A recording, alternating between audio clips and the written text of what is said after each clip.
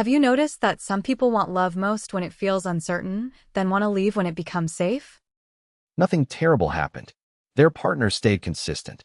Yet suddenly, every small habit feels irritating and every caring question feels heavy. You may think the feelings disappeared, but perhaps the relationship finally matters enough to activate every defense you learned before.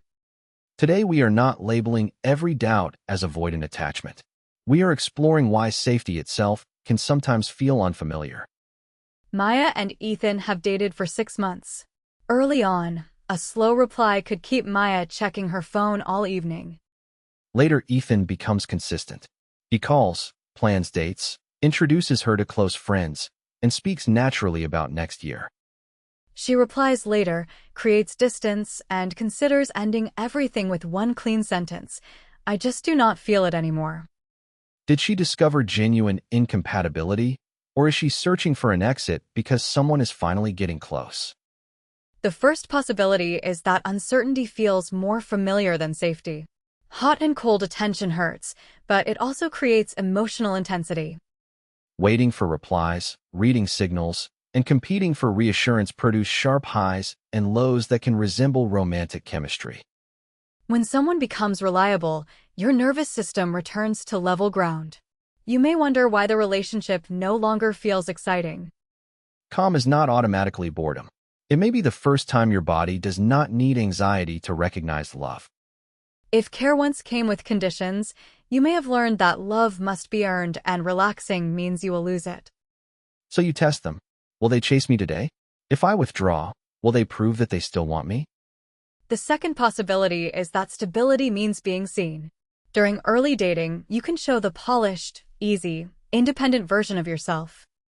Deeper intimacy reveals your needs, jealousy, uncertainty, and the moments when you are not endlessly calm or self-sufficient. Being liked feels wonderful.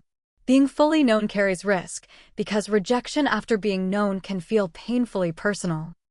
Some people leave first. If I decide we are incompatible, I never have to watch you discover the real me and leave. Others suddenly focus on flaws. The flaws may exist, but criticism can make fear look like a perfectly rational decision.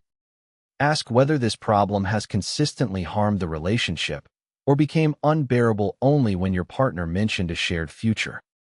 If commitment, meeting family, planning together, or expressing dependence always triggers the alarm, observe it before ending the relationship immediately. Observation does not mean forcing yourself to stay. It means separating "I want to leave" from "I am afraid to stay." A third possibility is confusing intimacy with losing yourself. As relationships deepen, another person naturally enters your time and decisions. If closeness once meant control, interrogation, or sacrifice, even a normal invitation may sound like a demand to surrender your life. Your partner asks about Saturday. You hear, "You must give me every free hour," although those words were never spoken. What you need may not be more distance, but clearer boundaries. Connection can increase without erasing two separate lives. You can love someone and keep solitude, friends, hobbies, and disagreement. Stability does not require constant access to each other. If a relationship survives only when you shrink, it is not safe. But if boundaries are respected, do not punish today for yesterday. We also need an important counterpoint. Not every urge to leave is trauma. Deeper dating sometimes reveals real incompatibility. Maybe values repeatedly clash, boundaries are ignored, responsibility is avoided, or your clearly expressed needs continue to be dismissed. Do not use attachment language to excuse a harmful relationship, and do not turn staying through pain into proof of personal growth. The question is not whether fear exists. Ask whether the relationship contains respect, repair, and room for honest negotiation. Real incompatibility usually leaves consistent evidence. Defensive panic often arrives suddenly, immediately after a step toward greater closeness.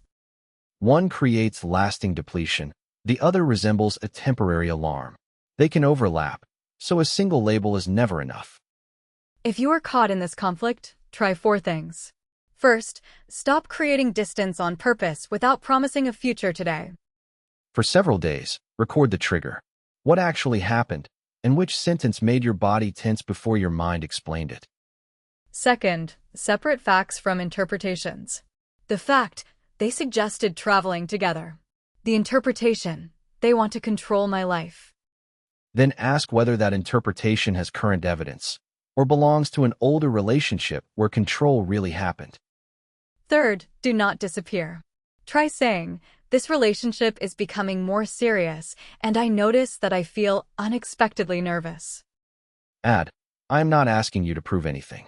I want to move carefully and discuss how much space we each need. A suitable partner will not mock the fear or demand an instant answer. They will help make boundaries specific. But understanding fear does not require enduring endless push and pull. Your partner also deserves basic clarity and emotional consistency. Fourth, set a date to reassess. In 2 weeks, ask whether the same concerns remain after the immediate alarm settles. During that time, live normally. Keep your own life, stop secret tests, and do not perform closeness you cannot honestly offer. If you still do not want connection and your values remain misaligned, leaving may be the most honest choice. If you enjoy the relationship until the future is mentioned, the task may be learning to tolerate safety instead of escaping it. So if stability makes you want to run, do not call yourself heartless or immediately call your partner wrong. Ask one honest question. Am I leaving real harm or escaping a kind of tenderness I have never learned to trust?